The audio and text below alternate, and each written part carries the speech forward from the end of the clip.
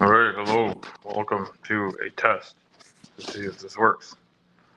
I'm not sure if it will. I kind of suspect it won't, but giving it a shot here. Um, this is basically me. This is not. This is incorrect. We have to edit this. This is mobile test. Mobile test. Save and put this up here. There we go. It's a mobile test. I just wanted to see if StreamYard will actually work on on my phone. That's not helping. Glasses aren't helping at all. Anyway, I'm here doing this kind of nonsense right here in the living room, just chilling out on a chair. I probably look a little bit like T-Jump, and he's got a great big puffy chair, although his is different. Um, anyway, I'm not sure that I have anything special to talk about, but I did want to find out if this works. So if I do this for a couple of minutes, people can let me know if it works. If the sound is good, if the sound is bad, if I should do it like this ever or never. Be good to know. Gives me a couple more options about places that I could do this, including I could be like a flurfer and go to my vehicle, or I could sit on my motorcycle, or who knows what I could do. Maybe I could just drive down the road and let it record and say all sorts of nonsense. Not really sure.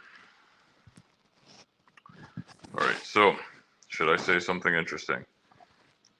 Maybe, because you never know. Someone might watch this and appreciate it. So I've been having a conversation or two this week about a bunch of different things that have me thinking about something that I spend a lot of my time thinking about is where are the good things and the bad things happening in healthcare? And a couple of things came to my mind right away. And the first thing that came to my mind is how in the sphere that I deal with, well, largely dealing with living with obesity, diabetes, other comorbidities, the fact that I have kidney issues, non-alcoholic fatty liver disease is something I've dealt with, and all sorts of just related comorbidities to being a very large bodied person have been challenging. Oh, I just see Dapper Dinosaur is going to come on, so I obviously will get less than 0 viewers because I'll probably leave my own stream to go listen to that for a bit. But since I started talking, I may as well keep it up for a minute or two more. So, in having some conversations this week, a couple of things have come to my mind. One is that I may need to evaluate how I operate as a leader. If I'm going to take a leadership role of some sort again, which I left running my own business to avoid, if I take one on, it's going to have to be a part-time leadership role. I can't be in charge of something all the time.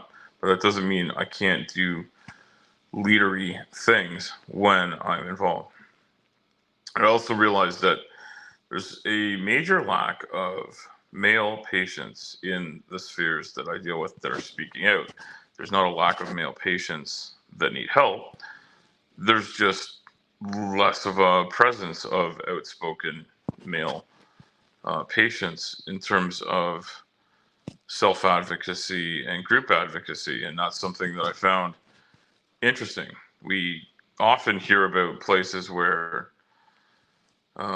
women are being left out, and other um, people that are, I don't know that women are a minority, but minorities are left out of things, and I guess I'm not in a minority in any way, shape, or form, unless I go to another country where being a very large white man would probably be in the minority, but where I am, that's not the case.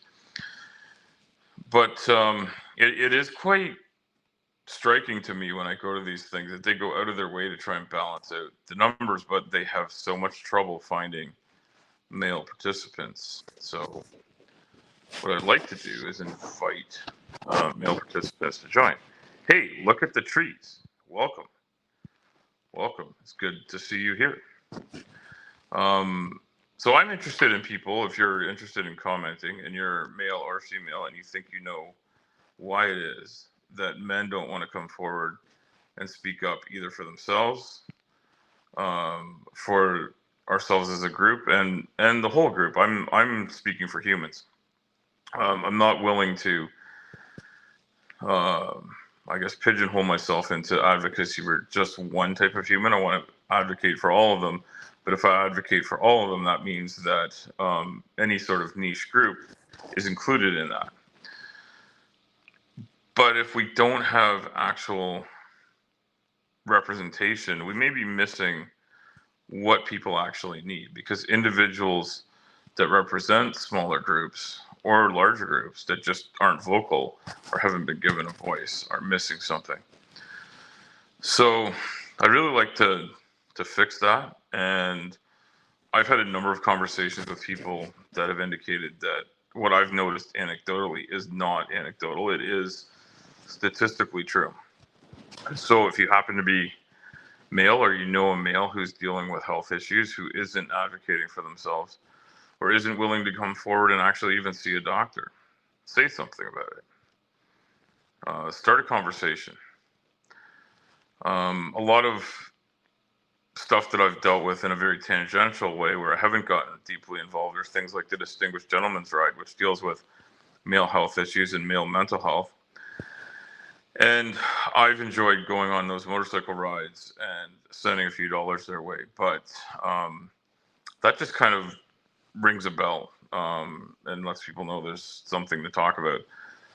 But it doesn't morph into a lot of conversation at the ride. And I haven't managed to make any connections at those rides with people where I've stayed in touch. So maybe there's room for that.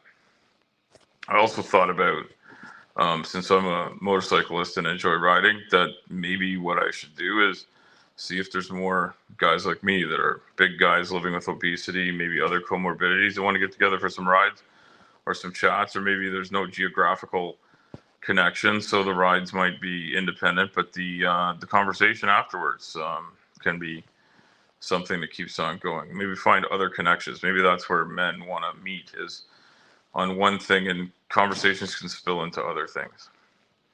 And then the other thing that occurred to me this week when talking about things is something that I've read a couple of articles about, and I want to reread them and familiarize myself with them. But there's a concept that I've probably brought up before. I'm bringing it up again. What would happen if medicine looked at patients not as a "this is broken, let's fix this and send them at the door" type of viewpoint, but a actual holistic viewpoint? So when someone comes in, there was an example used in one of the articles about what happens when someone gets a hip replacement, and whether the long-term outcome for that hip replacement surgery patient, and they took a group of them, not just one, but they followed ones in a system where there's a holistic look at not just the hip replacement itself, but pain management, mobility management, access to devices, access to physiotherapy, attention to whether they attend physiotherapy and are getting something from it, and follow up and continual follow up for, in some cases, not just a couple of months, but a number of years down the road, and making sure that things get better and better.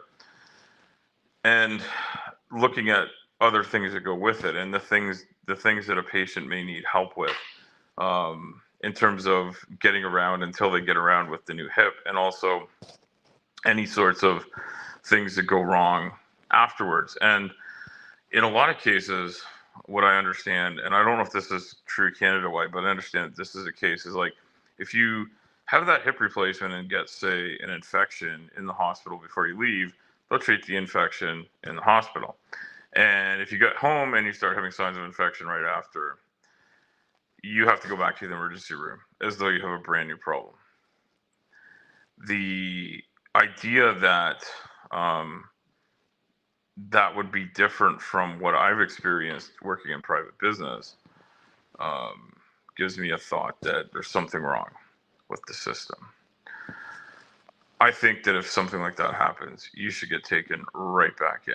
So anyway, I think I've lost all my viewers, but it's very nice to have someone drop in and say hello. Look at the trees. Appreciate you coming by. For people that might watch this in the future, really glad you've dropped in. I think I'm supposed to tell you to like and subscribe and all that kind of crap, but you know what? I don't know whether you're going to do that or not. But if you do, I appreciate it. And if you don't, that's okay, because if you subscribe to too many things, you will have worn out some more of the skin cells on your thumb. So you got to be careful of that. I don't want people going to the hospital with some sort of thumb condition. All right. Thank you very much, everyone. Have a great rest of the weekend.